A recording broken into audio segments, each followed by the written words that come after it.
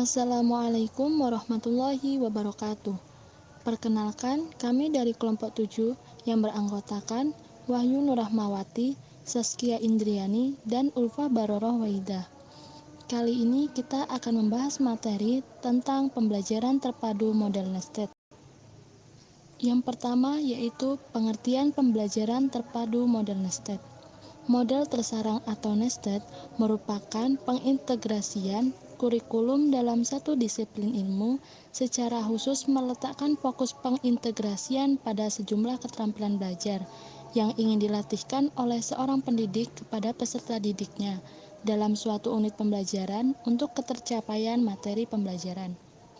Kemudian, menurut Linda Astriani dan Iswan, model tersarang atau nested adalah model pembelajaran dengan berbagai keterampilan, yaitu keterampilan berpikir atau thinking skill, kemudian keterampilan sosial atau social skill, dan keterampilan isi atau content specific skill saat mempelajari topik materi.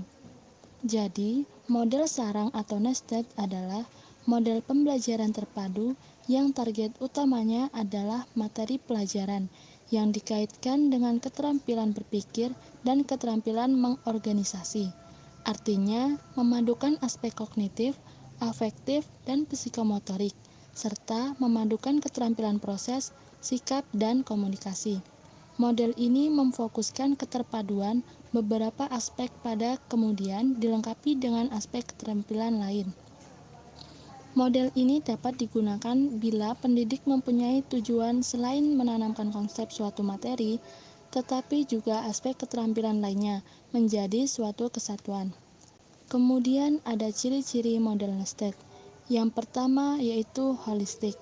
Pembelajaran terpadu memungkinkan peserta didik untuk memahami suatu fenomena dari segala sisi. Pada gilirannya nanti, hal ini akan membuat peserta didik menjadi lebih arif dan bijaksana di dalam menyikapi atau menghadapi kejadian yang ada di depan mereka. Kemudian yang kedua yaitu bermakna. Pengkajian suatu fenomena dari berbagai macam aspek, seperti yang dijelaskan di atas, memungkinkan terbentuknya semacam jalinan antar konsep-konsep yang berhubungan yang disebut skemata. Hal ini akan berdampak kepada kebermaknaan dari materi yang dipelajari. Peserta didik mampu menerapkan perolehan belajarnya untuk memecahkan masalah-masalah yang muncul di dalam kehidupannya. Yang ketiga yaitu otentik. Pembelajaran terpadu juga memungkinkan peserta didik memahami secara langsung prinsip dan konsep yang ingin dipelajarinya melalui kegiatan belajar secara langsung. Mereka memahami dari hasil belajarnya sendiri, bukan sekedar pemberitahuan pendidik. Kemudian yang keempat yaitu aktif. Pembelajaran terpadu menekankan keaktifan peserta didik dalam pembelajaran baik secara fisik, mental, intelektual, maupun emosional, guna tercapainya hasil belajar yang optimal dengan mempertimbangkan hasrat, minat, dan kemampuan peserta didik sehingga mereka termotivasi untuk terus-menerus belajar. Selanjutnya, tujuan dan langkah-langkah pembelajaran model nested. Pembelajaran terpadu model nested mempunyai tujuan yaitu mengutamakan peserta didik dalam keterampilan berpikir, keterampilan sosial, dan keterampilan mengorganisir. Pada dasarnya, langkah-langkah pembelajaran terpadu tipe nested atau tersarang mengikuti tahap-tahap yang dilalui dalam setiap pembelajaran terpadu yang meliputi 3 tahap, yaitu tahap perencanaan, tahap pelaksanaan, dan tahap evaluasi. Tahap perencanaan. Yang pertama, menentukan jenis mata pelajaran dan jenis keterampilan yang dipadukan. Karakteristik mata pelajaran menjadi pijakan untuk kegiatan awal, seperti contoh yang diberikan oleh Fogarty. Untuk jenis mata pelajaran sosial dan bahasa dapat dipadukan keterampilan berpikir dan keterampilan sosial, sedangkan untuk semua mata pelajaran dapat dipadukan keterampilan berpikir dan keterampilan mengorganisir. Yang kedua, memilih kajian standar kompetensi, kompetensi dasar, dan indikator. Langkah ini akan mengarahkan pendidik untuk menentukan subketerampilan dari masing-masing keterampilan yang dapat diintegrasikan dalam suatu unit pembelajaran, menentukan subketerampilan yang dipadukan.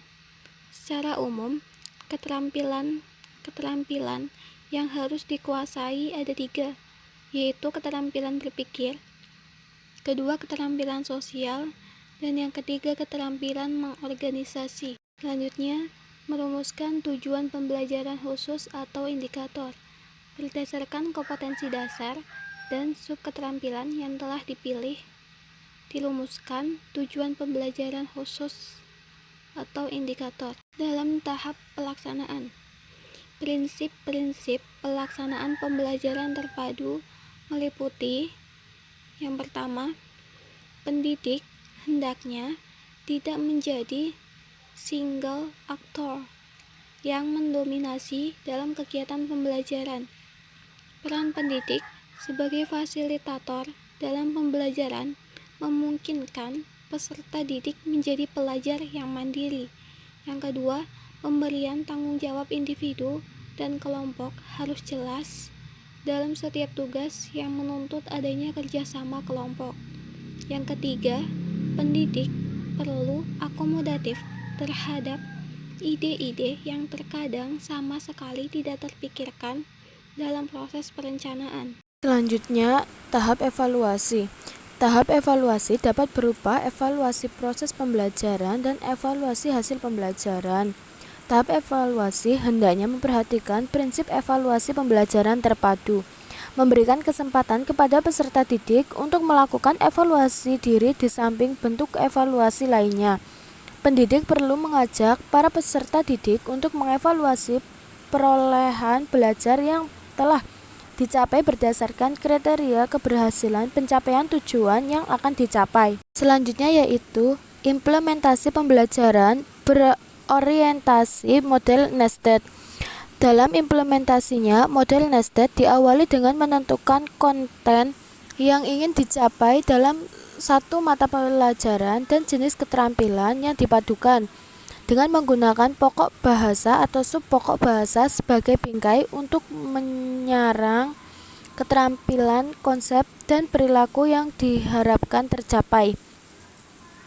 Kemudian menentukan keterampilan-keterampilan lain yang akan dikembangkan untuk mencapai tujuan pembelajaran. Setelah hal ini dilakukan, maka ditentukan langkah-langkah pembelajaran yang diperlukan sebagai strategi pembelajaran dengan mengintegrasikan setiap keterampilan yang akan dikembangkan. Oleh karena itu, pendidik harus menyusun langkah-langkah pembelajaran secara sistematis sehingga pembelajar terpadu yang diterapkan tidak membingungkan peserta didik. Kelebihan dan kekurangan pembelajaran model nested. Kelebihan model nested. Yang pertama, pendidik dapat memadukan beberapa keterampilan sekaligus dalam pembelajaran satu mata pelajaran. Yang kedua, pembelajar semakin berkembang dan diperkaya dengan menjaring dan mengumpulkan sejumlah tujuan dalam pengalaman belajar peserta didik. Pembelajaran dapat mencangkup banyak dimensi dengan memfokuskan pada isi pelajaran, strategi berpikir, keterampilan sosial, dan ide lain yang ditemukan. Memberikan perhatian pada berbagai bidang penting dalam waktu saat sehingga tidak memerlukan penambahan waktu sehingga pendidik dapat memadukan kurikulum secara luas. Selanjutnya, kekurangan model nested.